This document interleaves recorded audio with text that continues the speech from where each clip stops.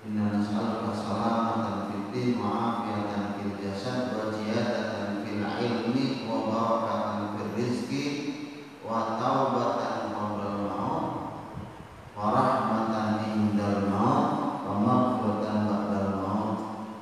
Kalau kalimat-kalimat itu ada, berarti kita akan masuk pada kategori husnul khatimah insyaallah. Salawat beriring salam marilah kita sanjungkan, kita sampaikan kepada Rasulullah Sallallahu Alaihi Wasallam. Bapak dan ibu-ibu, banyak sekali media yang saat ini terus menasihati kepada kita ya tentang kebaikan-kebaikan thalabul ilmi. Bahkan di masjid kita itu ada salah seorang jamaah yang mengirim share tentang cerita seorang syekh ya, bagaimana seseorang mendapatkan amal saleh dengan judulnya thalabul ilmi. Nah, mudah-mudahan kita dari thalabul ilmi yang dalam syariat itu tidak ada batasan usia, batasan pekerjaan, batasan status sosial dan lain sebagainya. Siapapun kalau dia masih hidup, ya dia wajib untuk mencari ilmu. Mari kita mulai. Alhamdulillah minasyaitonir rajim. Bismillahirrahmanirrahim. 4 ayat pertama. Wa min najmi idza hawa ma dhalla sahibu ma ghawa wa ma yantiqu 'anil hawa in huwa illa yuha. Allah Subhanahu wa taala berfirman, demi bintang idza hawa, ketika bintang itu melempar, ma dhalla sahibukum wa ma ghawa, kawanmu, sahibmu, yang dimaksud adalah Rasulullah SAW,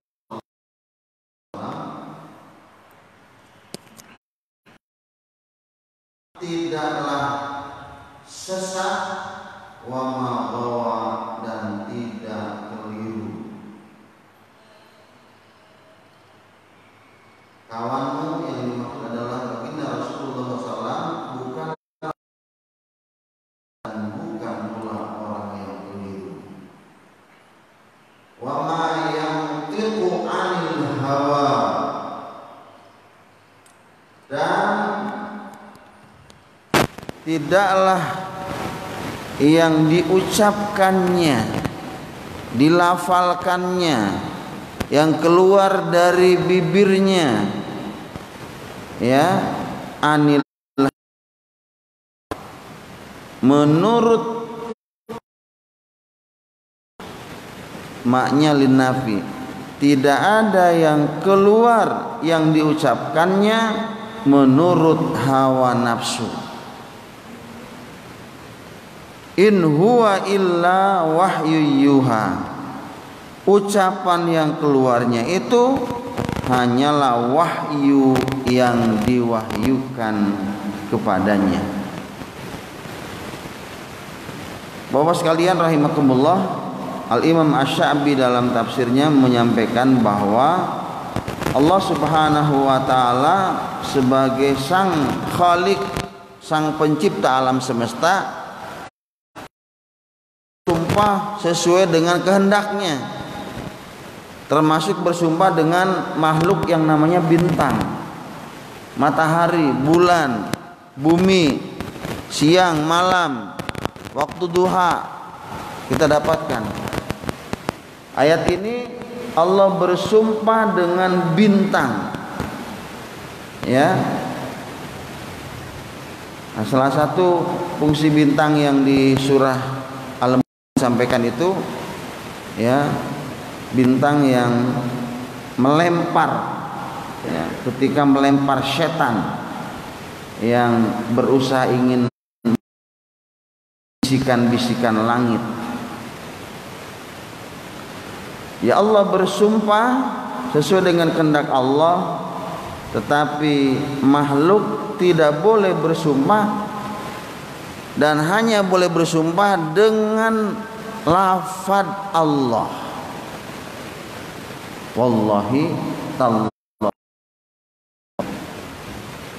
Jadi kalau Khalik, Allah boleh bersumpah dengan makhluknya apa saja sesuai dengan kehendaknya, tapi manusia, orang yang beriman tidak boleh bersumpah kecuali hanya dengan Allah.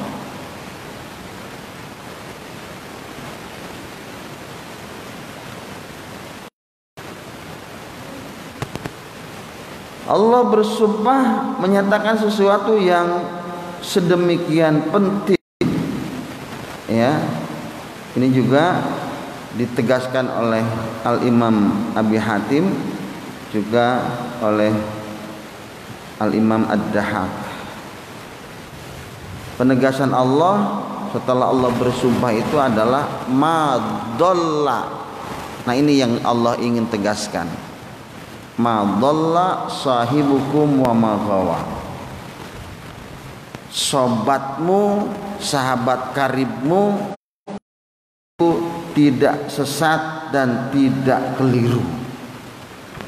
Ya, jadi Rasulullah itu tidak sesat dan tidak keliru. Maka setiap muqaddimah yang dimulai oleh para dai, para asatid secara mutawatir setelah memuji Allah kemudian bersolawat, selalu ada pernyataan. Ya, seperti contoh muqaddimah, innal hamdalillah nahmaduhu wa nasta'inuhu wa nastahdi wa nastansiruh. Berikutnya may yahdillah ya may yudlil ya, dan semuanya hampir semakna. Jadi ucapan-ucapan singkat yang ada pada muqaddimah khutbah atau ceramah itu mencerminkan sikap ini. Rasulullah ma dhalla sahibukum wa ma ghawa. Dia bukan yang dhal dan dia bukan orang yang gawa. Dhalla itu dari kata dhal, artinya orang bodoh. Orang bodoh itu orang yang berjalan tanpa petunjuk, tanpa ilmu, tanpa pengetahuan. Ya, itu orang bodoh. Dan sangat membenci kebodohan. Ya, sampai-sampai di akhirat itu di surah 7 172 itu kita nanti akan ditanya. Ya. Kalau masih ada beralasan bahwa tidak sampai hidayah, tidak sampai petunjuk, tidak sampai syariat, akan ditanya, bukankah di alam ruh saja kamu sudah mengakui bahwa Allah itu Rabbmu? Dhalla wa ma ghawa. Kalau gawa itu ya, orang yang mengetahui petunjuk, mengetahui kebenaran, tapi dia menyimpang dari petunjuk itu, menyimpang dari kebenaran itu ya, dengan sengaja. Ini Bapak harus paham ini. Maka ada istilah dhallun mudillun. Dhallun dia sesat, mudillun menyesatkan orang lain. Ya. Yang kita khawatirkan, yang kita berlindung kepada Allah Subhanahu wa taala di setiap doa pagi juga itu ada. Allahumma inni a'udzubika an azilla au uzilla au adilla au udilla. Tuh, banyak riwayat itu. Doa pagi juga boleh itu. Ya Allah, aku berlindung kepadamu dari tergelincir, digelincirkan, tersesat atau menyesatkan. Jadi dolla itu kalau bodoh ya jelas dia bodoh karena nggak tahu. Yang berat Bapak-bapak di dunia sekarang ini adalah orang yang dol. Orang dol itu tafsir menyebutkan ya orang yang mengetahui kebenaran. Kalau bahasa ammah, bahasa umum gampang. Mungkin dia jelas apa? Jelas di mana dia sekolahnya, jelas doktornya, jelas profesornya, bahkan juga jelas jabatannya, ya nggak Pak? Yang dalam bahasa kita nggak mungkin masa kiai kayak gitu. Ya, nah inilah sebut dol. Tahu kebenaran tapi tidak diikuti.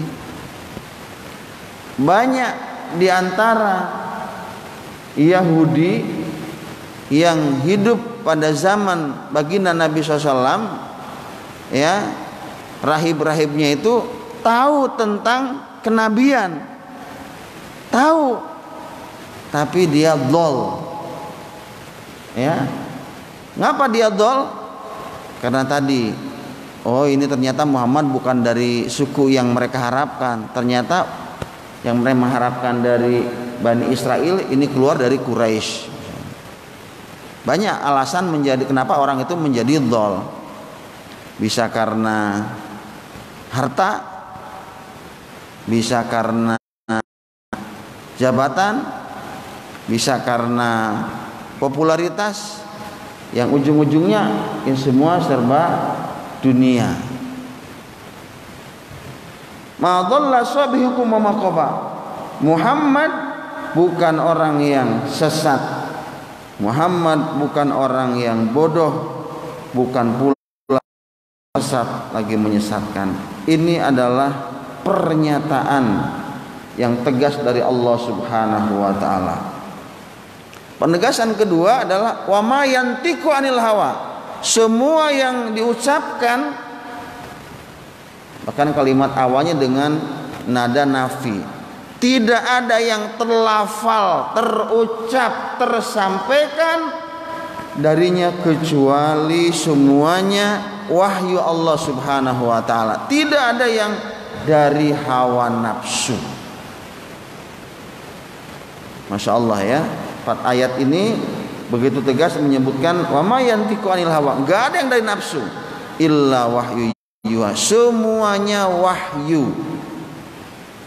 Maka di kajian kitab yang lain kita mendengar ada hadis, itu ada hadis qudsi. Hadis qudsi itu termasuk juga wahyu. Bedanya adalah ketika dibaca, ya, kalau Quran itu mendapatkan pahala, kalau hadis qudsi tidak. Karena hadis qudsi itu boleh jadi redaksinya dari Nabi tapi maknanya dari Allah. Tapi Al-Quran, ya, redaksinya dari Allah, lafadznya dari Allah, semuanya. Seperti di dalam ayat ini, wa may yantiqu anil hawa in huwa illa wahyu yuha. Al-Imam Ahmad menyebutkan, Ahmad bin Hambal, bahwa Abdullah bin Amr berkata bahwa dia menuliskan segala sesuatu yang aku dengar dari Rasulullah. Maksudnya apa? Agar terpelihara, agar tercatat, ya. Tapi dilarang oleh orang-orang Quraisy. Mereka mengatakan, sesungguhnya kamu menuliskan segala sesuatu yang kamu dengar dari Rasulullah, sedang beliau itu adalah manusia biasa yang terkadang berbicara dalam keadaan marah.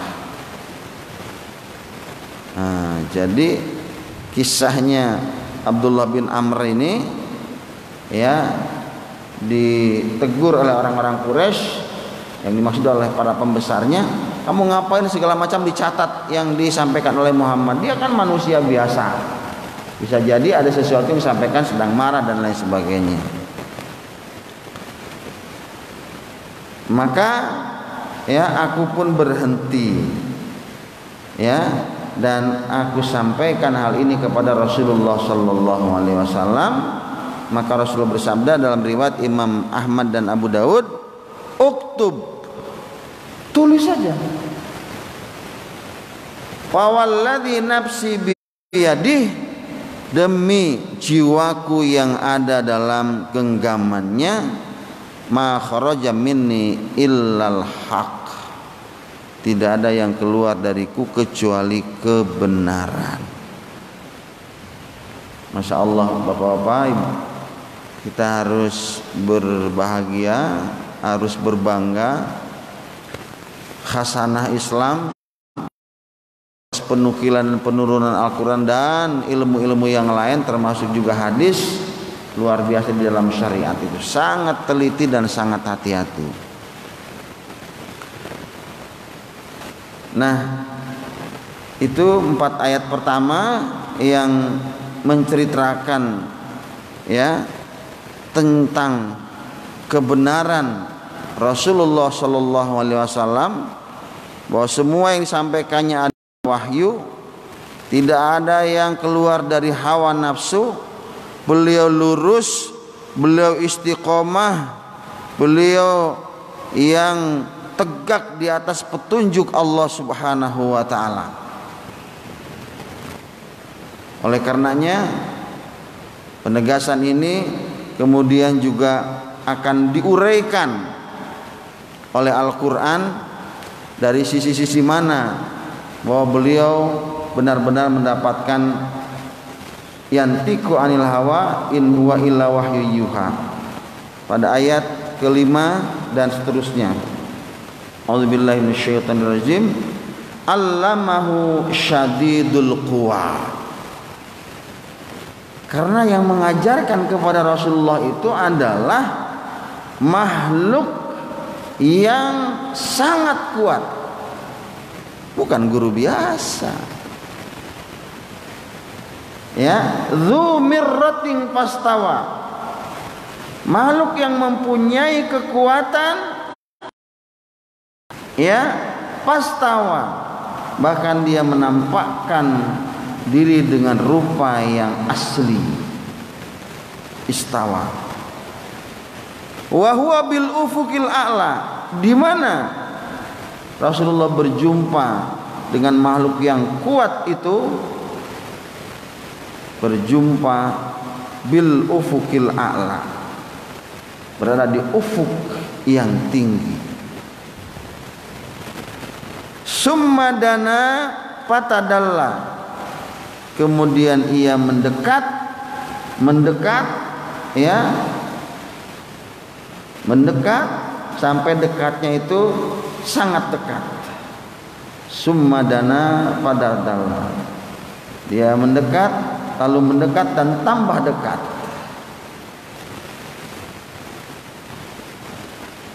Fakana qaba kausaini au adna, sampai dekatnya itu Pak disebutkan dalam ayat ini, kana qaba kausaini au adna,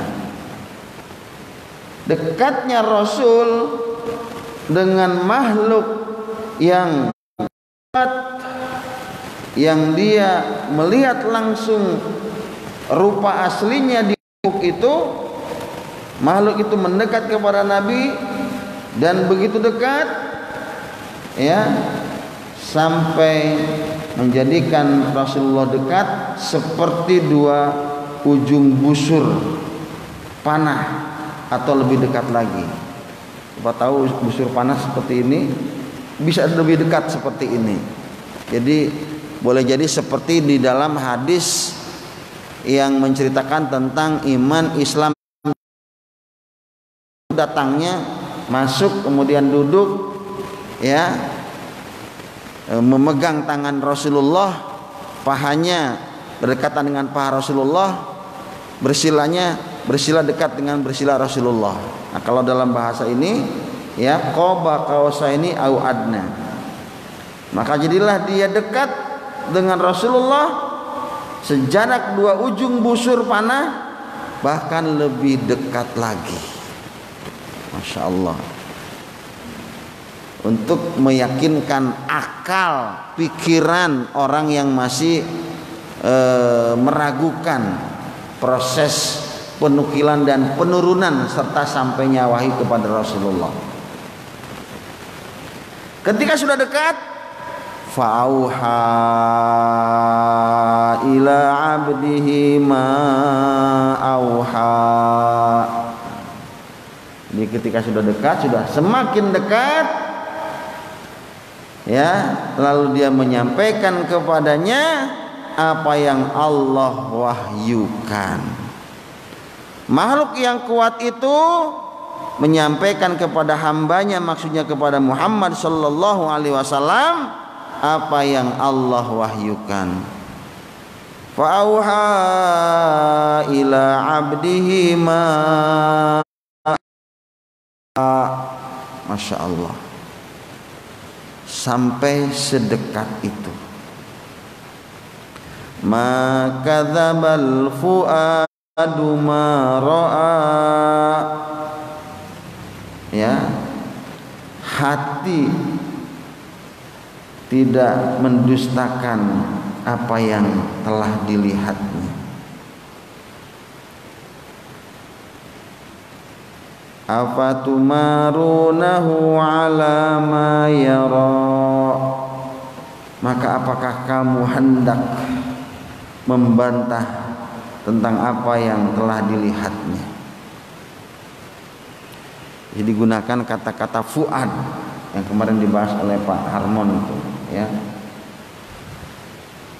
Hati, fuad itu nggak mungkin berbohong, nggak mungkin mengingkari, nggak mungkin mengatakan tidak padahal sudah melihat. Boleh jadi, ya, mengingkari apa yang dilihat, tapi hati tidak. Ma kadzabal fuadu wa ma. Dan bantahan Allah di ayat 12-nya juga, maka kamu hendak membuatnya, akan mencoba membantahnya apa yang telah dilihatnya. Walaqad ra'ahu nazlatan ukhra. Dan sungguh Rasul, ya, makhluk besar itu nazlatan ukhra, pada waktu yang lain, inda sidrat. Ayat yang ke-13 ini mau mencerita kasus yang kedua. Kasus yang pertama ketika ini, dan kasus yang kedua bahwa makhluk itu pernah dilihat langsung di kesempatan lain. Kapan? Inda sidratil muntaha, ketika di sidratul muntaha. Indaha jannatul ma'wa. Di sana, di dekatnya ada surga, tempat tinggal yang nikmat. Id yagsha sidrata ma yagsha. Ketika sidratul muntaha itu diliputi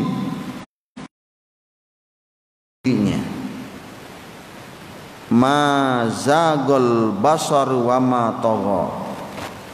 Penglihatan tidak berpaling daripadanya, dan dilihatnya itu dan tidak pula melampauinya.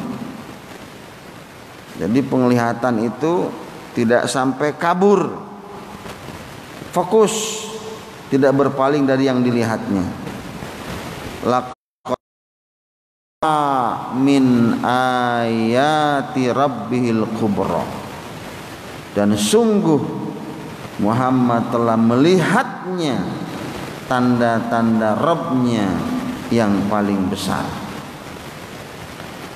Bapak sekalian rahimakumullah, ayat 5 sampai ayat 18 Allah menjelaskan, Allah menerangkan bahwa Rasulullah SAW yang merupakan utusan Allah, tidak ada yang keluar dari nafsunya kecuali wahyu, ya, mendapatkan wahyu dari Allah Subhanahu wa taala melalui makhluk yang kuat yang dimaksud Jibril alaihi salam.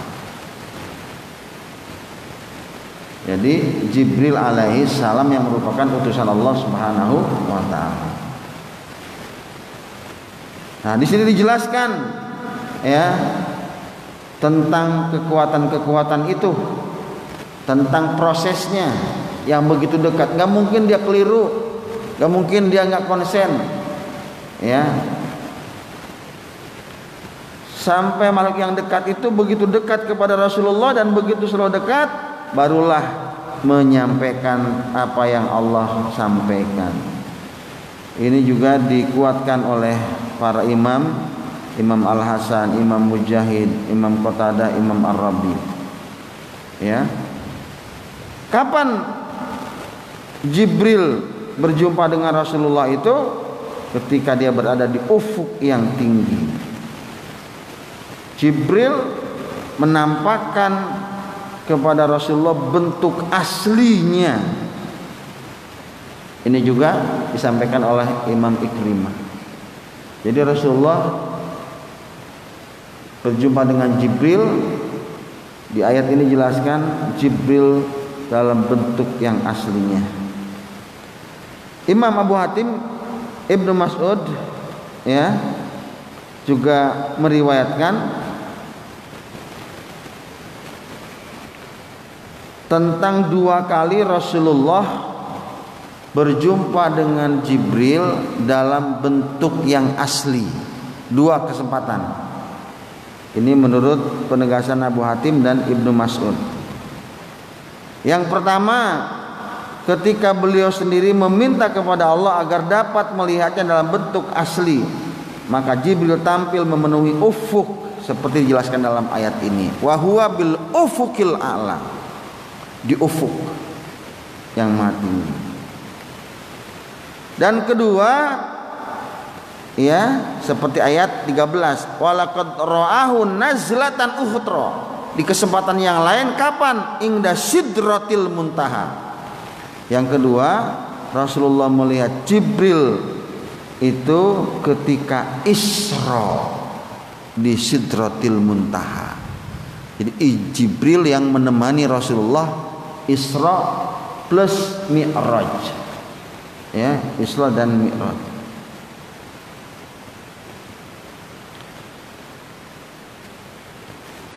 Bapak sekalian rahimakumullah, kita lanjutkan.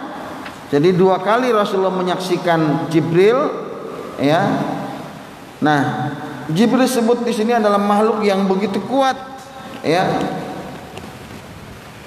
Karena memang salah satu utusan Allah yang menyampaikan wahyu. Kisah ini bisa kita baca ketika bab tentang turun wahyu. Bagaimana proses turun wahyu kepada Rasulullah juga dikisahkan bersamaan dengan Jibril. Disebutkan dalam tafsir bahwa Jibril menampakkan diri untuk beliau yang ketika itu berada di daerah Abtah namanya, dalam bentuk yang asli. Dia mempunyai 6.000 sayap, sehingga bentuknya yang besar itu menutupi ufuk. 6.000 sayap yang menutupi ufuk. Lalu mendekat kepada Rasul dan menyampaikan apa yang diwahyukan oleh Allah Subhanahu wa ta'ala. Summa dana fatadalla fakana qaba qausaini au adna. Dekat, semakin dekat sampai kurang dari 2 busur panah. Demikian juga hal ini disampaikan oleh Imam Al-Qatadah dan Imam Mujahid. Bahkan lebih dekat lagi dari itu. Bapak sekalian rahimakumullah, Imam Muslim dalam tafsirnya meriwayatkan dari Ibnu Abbas radhiyallahu an tentang Rasulullah SAW, ya, melihat Rabbnya dengan hatinya sebanyak 2 kali. Tadi akan dikatakan di sini, ya, hati tidak akan bisa memungkiri dengan apa yang dilihatnya. Ibnu Abbas mengatakan ayat ini salah satu dari dua penglihatan, dan di dalam riwayat yang dinyatakan bahwa Ibnu Abbas memutlakkan penglihatan Nabi terhadap Rabb-Nya. Jadi ketika ayat menyatakan tadi ya, setelah dekat kemudian apa tumaruna ala mayara ya, ayat berikutnya ingda sidratil muntaha ingda jannatul mawa id yagsha sidrata ma yagsha ma zagol basaru wa ma tagha laqad ra'ahu min ayati rabbihil kubra. Ayat ke-18-nya, Rasul sungguh telah melihat tanda-tanda Rabb-Nya yang besar. Nah, menurut Sahih Muslim ya dari Ibnu Abbas sumbernya, bahwa di tafsirnya disebutkan melihat dengan hati ya. Sementara Ibnu Abbas meriwayatkan bahwa ada orang mengatakan Muhammad melihat Rabb dengan matanya adalah asing, karena tidak ada satupun riwayat yang sah dari sahabat Rasulullah SAW. Bagaimana dengan Imam Bukhari? Imam Bukhari meriwayatkan bahwa aku bertanya kepada Zar tentang firman Allah ya, maka beliau mengatakan inna Muhammadan ra'a Jibrila lahu sittu mi'ati janahin. Muhammad telah melihat langsung itu kepada Jibril, dan Jibril itu mempunyai sittu mi'ati janah, 6 ya ratus sayap yang menutupi ufuk sampai menjulur kepada langit dan bumi.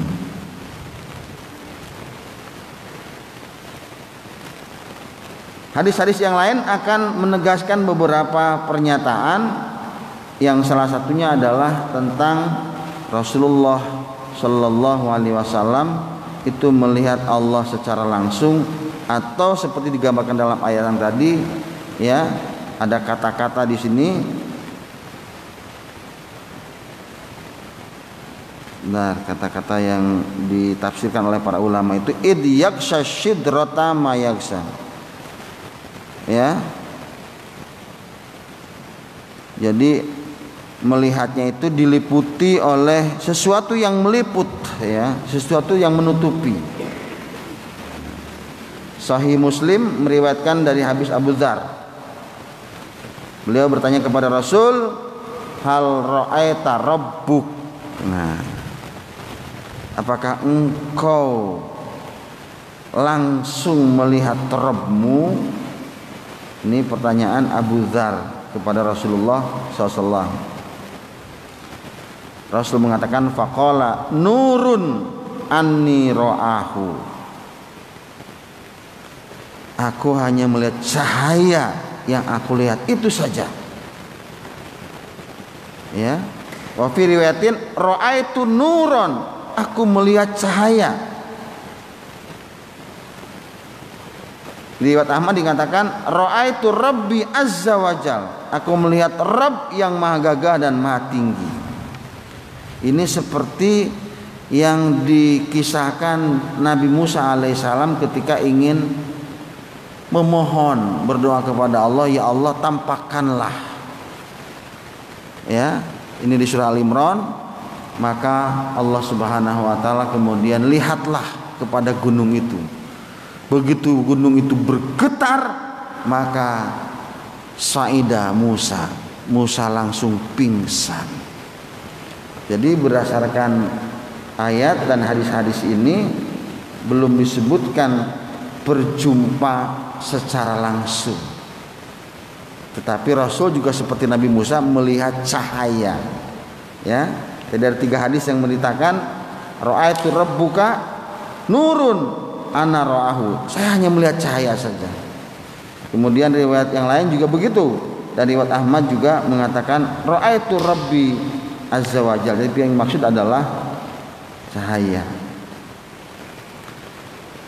Menurut Ahmad dan Ibnu Abbas disebutkan atani rabbi fi ahsana suratin ahbisuhu yakni fil naum.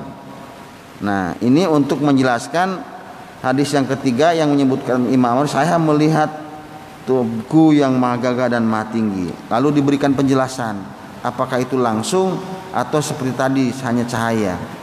Atani Rabbi fi asana suratin. Ini riwayatnya. Telah datang kepadaku Rabbku dalam bentuk yang indah. Ahbisuhu yakni finnaum. Nah, ini penjelasannya. Ternyata ya, si perawi mengira bahwa beliau maksudnya itu dalam mimpi. Faqala ya Muhammad atadri fima yahtasimul malaul a'la. Kemudian dia bertanya, ya Muhammad, tahukah engkau apa yang diperselisihkan oleh para penghuni al malaul a'la? Qala Rasul menjawab, qultu la, aku tidak tahu.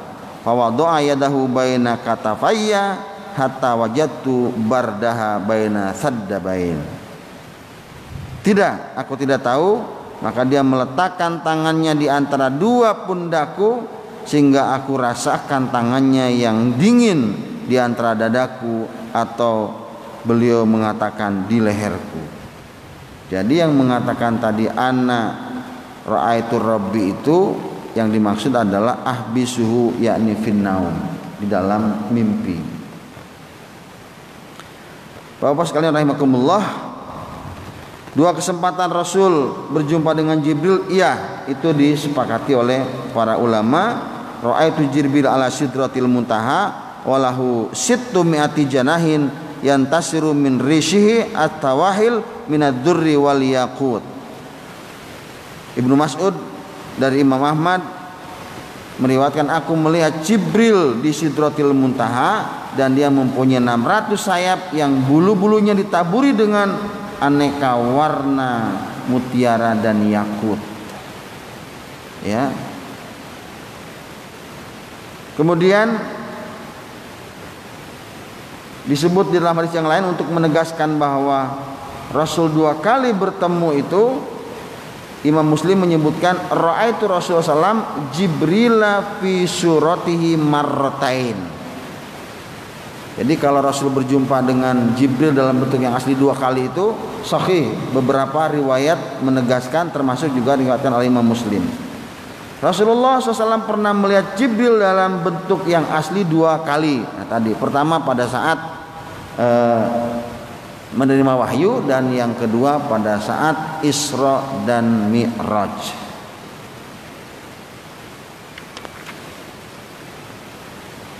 Kemudian Abdullah bin Mas'ud mengatakan ya tentang bulu-bulunya yang tadi permadani itu, ya, sampai bulu-bulunya aja warnanya aneka warna mutiara yang yakut.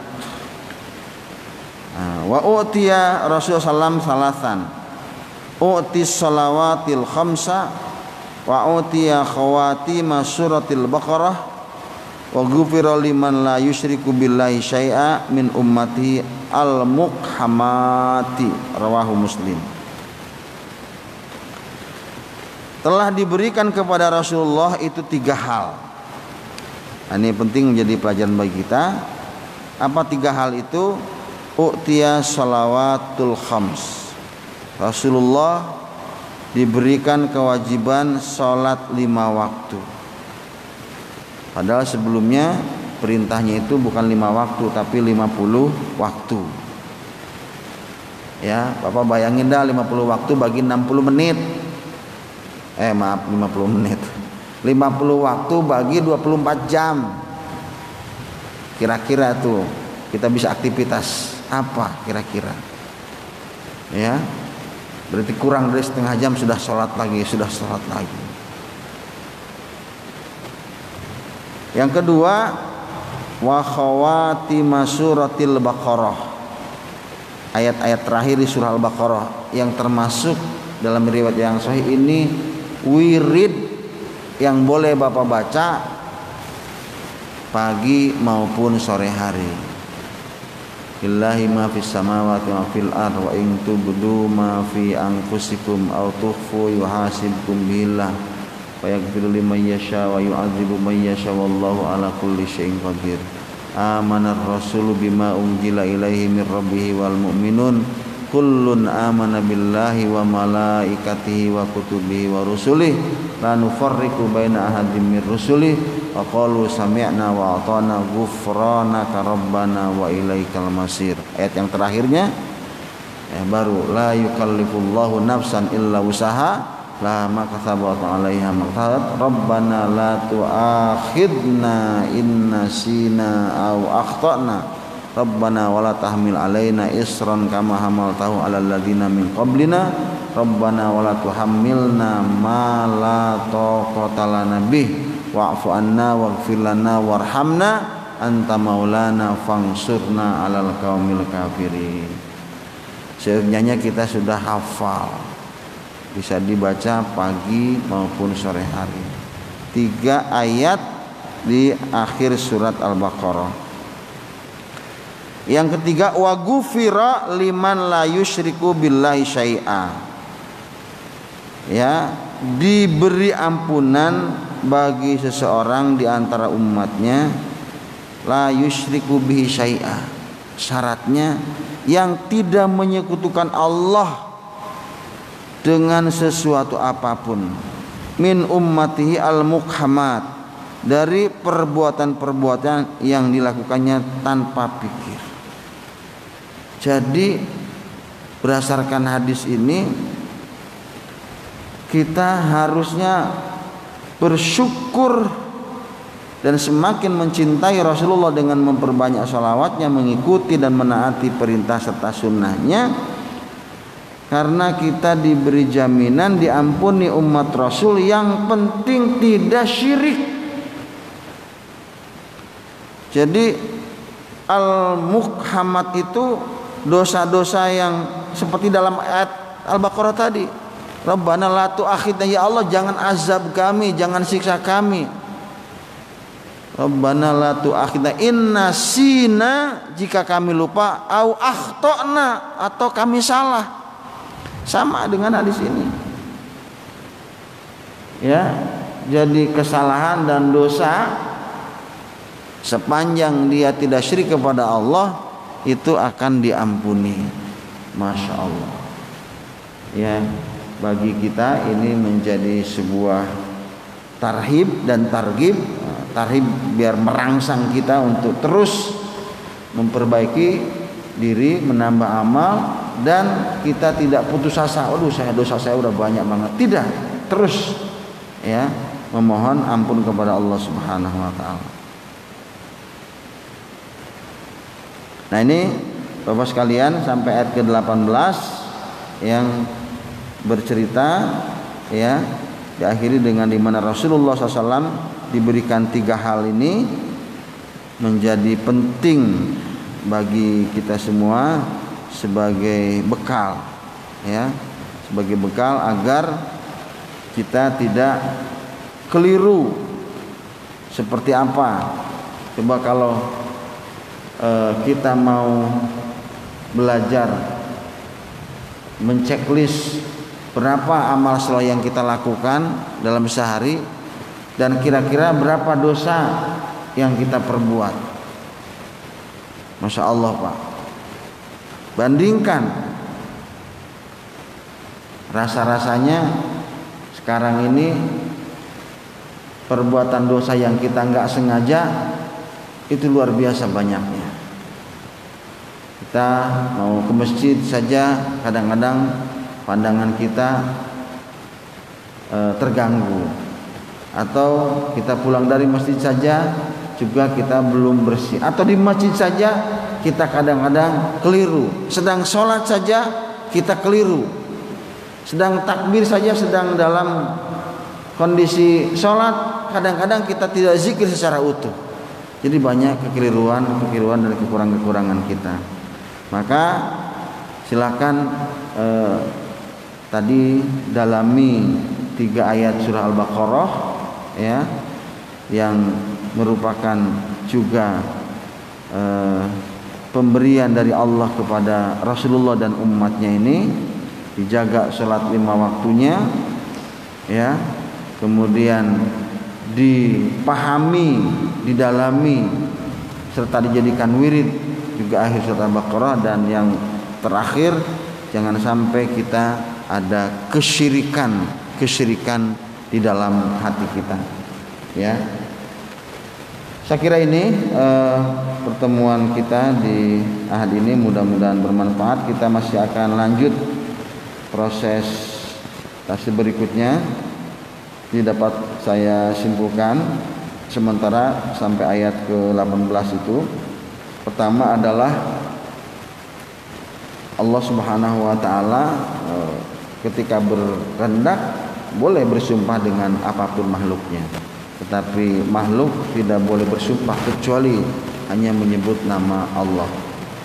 Kemudian yang kedua, penegasan Allah bahwa Muhammad sallallahu alaihi wasallam benar-benar tidak ada yang sampai dari beliau kecuali wahyu.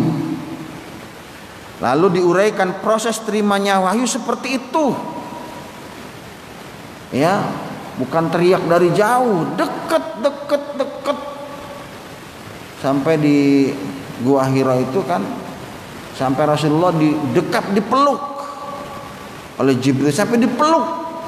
Ya, ketika Jibril mengatakan Iqra, Rasul mengatakan ma'ana biqari'in, saya tidak bisa baca.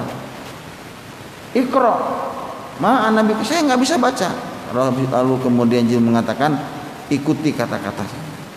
Iqra bismi rabbikal ladzi khalaq, khalaqal insana min 'alaq, ya kan, dan seterusnya. Baru Rasulullah kemudian mengikuti 5 ayat pertama di surah Al-Alaq yang merupakan wahyu pertama.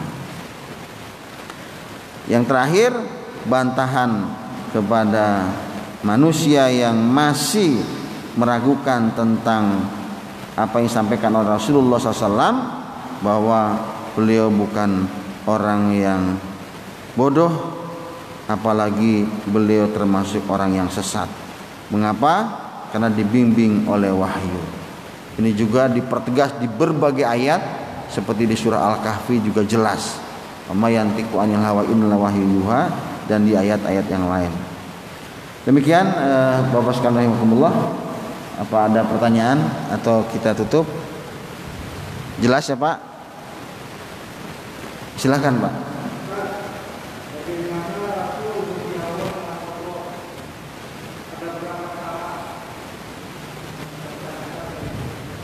Bagaimana Rasulullah berdialog dengan Allah. Nah, kita baca tadi di ayat yang ke-17-nya. Ya. Ketika di Sidratil Muntaha indaha jannatul ma'wa, di sana ada surga sebagai tempat tinggal. Id yagsha sidrata ma yagsha. Di ayat 16-nya dikatakan, ya, penglihatannya itu tidak berpaling, lurus melihat, tetapi tidak melampauinya. Ya, maksudnya gimana? Tadi sudah dijelaskan oleh para ulama, tidak melihat langsung, tetapi miwarai hijab, ada hijab. Dalam bahasa hadis disebutkan tadi, ya, ma ra'aitu illa nurun, saya tidak melihat kecuali cahaya. Termasuk di Sidratil Muntaha ini penjelasan tentang Rasulullah Mi'raj, sudah naik ke atas dan menerima sholat 5 waktu. Itu bukan, mohon maaf, bertatap muka langsung, tetapi hadis pertama, kedua, dan ketiga, sampai hadis yang ketiga itu yang bercerita tentang ra'aitu rabbi azza wajal, gitu. Saya melihat Allah langsung. Ternyata dijelaskan dalam hadisnya, yang dimaksud adalah ahbisuhu fin naum, itu di waktu tidur. Jadi yang kuat adalah melihat, berdialog dengan Allah itu miwarai hijab, di belakang layar dan cahaya. Wallahu alam bisawab. Jadi enggak seperti saya dengan Bapak begini bisa melihat langsung. Dan ini juga diperkuat dengan kisahnya Nabi Musa. Nabi Musa yang ingin melihat Allah langsung, Allah cuma mengatakan lihatlah kepada gunung itu. Maka ketika gunung itu bergetar, ya, maka Musa pun pingsan. Nah, bagi orang mukmin ada jaminan. Kalau di dunia seperti ini, Rasul sendiri seperti ini. Bagaimana dengan kita orang-orang lemah? Kita tinggal penuhi saja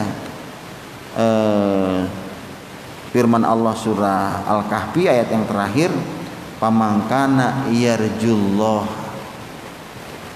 barang siapa yang ingin berjumpa, liqa itu berarti ketemu Pak langsung,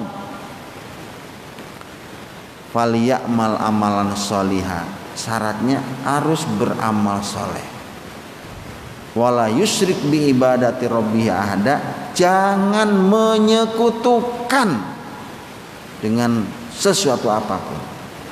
Itu syaratnya.